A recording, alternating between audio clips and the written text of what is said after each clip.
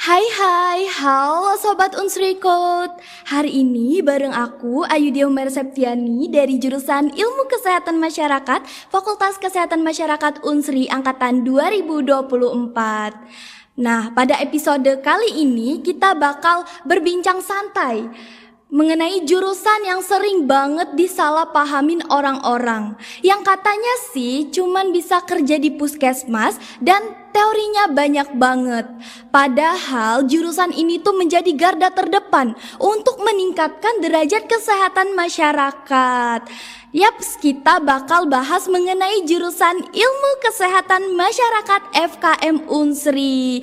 Dan di sini tentunya aku nggak sendirian dong. Aku ditemenin oleh salah satu mahasiswi Ilmu Kesehatan Masyarakat FKM Unsri Angkatan 2023. Halo Kak, boleh dong untuk memperkenalkan dirinya? Halo ya dia, hai juga Sobat Unsri Coach. Jadi kenalin, aku Rizky Nurul Fadila, mahasiswi semester 5 dari jurusan Ilmu Kesehatan Masyarakat, Fakultas Kesehatan Masyarakat Universitas Sriwijaya. Jadi aku bahagia banget malam hari ini bisa bincang-bincang sama teman-teman sekalian untuk sharing-sharing terkait Fakultas Kesehatan Masyarakat. Mungkin langsung aja ya Kak. Pasti teman-teman udah pada penasaran banget ya, ilmu kesehatan masyarakat atau yang lebih dikenal dengan Kesmas itu belajarnya apa aja sih Kak? Jadi kita di Kesmas itu teman-teman belajarnya fokus terkait promotif dan juga preventif. Apa itu? Jadi kita fokusnya untuk meningkatkan derajat kesehatan dan mencegah agar masyarakat itu nggak sakit nih. Kita tuh sering banget ya dikaitkan sama kedokteran. Jadi kedokteran itu fokusnya kayak kuratif dan juga rehabilitatif, atau bisa kita kenal menyembuhkan orang-orang yang sakit. Jadi kalau di Kesmas kita mencegah orang agar tidak terkena penyakit. Wah, keren banget istilahnya itu di Kesmas. Mencegah lebih baik ya Kak daripada mengobati yang udah sakit. Betul. Nah, tapi katanya Kak banyak yang awalnya masuk Kesmas itu karena ketolak FK, FKG dan jurusan kesehatan lainnya. Gimana tuh Kak? Jadi bener banget ya teman-teman, aku pun juga salah satu orang yang kecemplung di FKM karena ketolak di FK. Jadi banyak banget teman-teman di FKM ini ketolak kayak di FK, FKG maupun jurusan kesehatan lainnya. Tapi tenang aja, kita semua bakalan jatuh cinta banget di Kesmas. Karena di Kesmas ini kita bakalan belajar banyak banget yuk. Mulai dari promosi kesehatan, biostatistik, kesehatan reproduksi, kesehatan lingkungan, gizi, dan banyak lagi. Selain itu, lingkungan di FKM ini juga sangat suportif dan dosen-dosennya sangat inspiratif.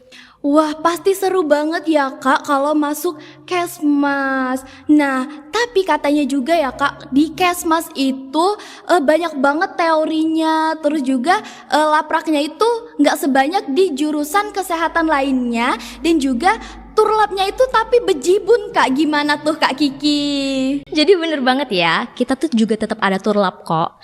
Turlap dan juga kayak praktikum, tapi kita tuh nggak sebanyak di jurusan-jurusan lainnya karena kita tuh seringnya turun lapangan kayak ke posyandu, puskesmas, kita ke dinas kesehatan. Kita juga nggak hanya melakukan penyuluhan, promosi kesehatan, tapi kita juga biasanya ngumpulin data dan bisa jadi data analyst. Wah, keren banget sih Kak, udah promosi kesehatan, bisa nganalisis data juga ya Kak. Nah, tapi ya Kak, yang Ayu denger-denger itu banyak yang bilang kalau Kesmas itu nggak ada hitungannya Kak. Gimana Kak? Jadi itu mitos besar banget ya. Jadi kita di Kesmas juga belajar hitung-hitungan karena nanti ada mata kuliah namanya biostatistik dan juga analisis kebijakan kesehatan, yang dimana nanti kita tuh kayak ngitung-ngitung kayak terkait penyakit. Kita juga ngumpulin data-data kesehatan karena anak Kesmas juga bisa menjadi data analyst. Wah, keren banget ya Kak. Jadi kalau di Kesmas itu juga ada hitung-hitungannya teman-teman. Jangan ada yang bilang nih kalau di Kesmas nggak ada hitungannya, itu mitos yang salah banget ya. Oh iya Kak, di Kesmas itu katanya ya prospek kerjanya itu cuman di lingkup puskesmas aja Kak. Gimana tuh Kak? Padahal sebenarnya Kesmas itu bisa kerja di mana aja sih Kak? Betul, jadi kita tuh sering kali di prasangka sama masyarakat secara luas kita tuh bisanya kerja di puskesmas aja nih teman-teman.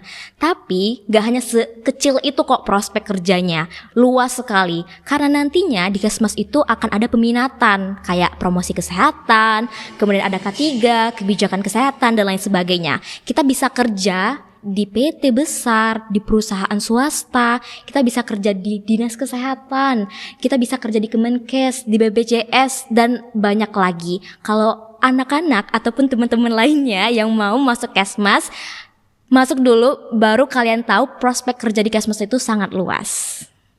Wah, berarti prospek kerja di kesmas itu luas banget ya Kak. Jadi jangan nyangka cuman di lingkup puskesmas gitu. Nah, kalau di ilmu kesehatan masyarakat FKM Unsri itu ada nggak Kak hal unik yang hanya bisa ditemuin di FKM Unsri tentunya? Tentu ada dong. Jadi FKM Unsri ini hanya ada satu yaitu di Unsri Indralaya. Kita nggak ada kampus di Unsri Bukit. Nah, jadi buat teman-teman yang masuk di jalur SNBP, SNBT, dan juga Mandiri, itu nanti kampusnya tetap di Unsri Indralaya semua. Dan juga kebanyakan nih ya, orang-orang tuh bilang FKM adalah asrama cewek. Karena ya benar, itu rata-rata cewek semua kan.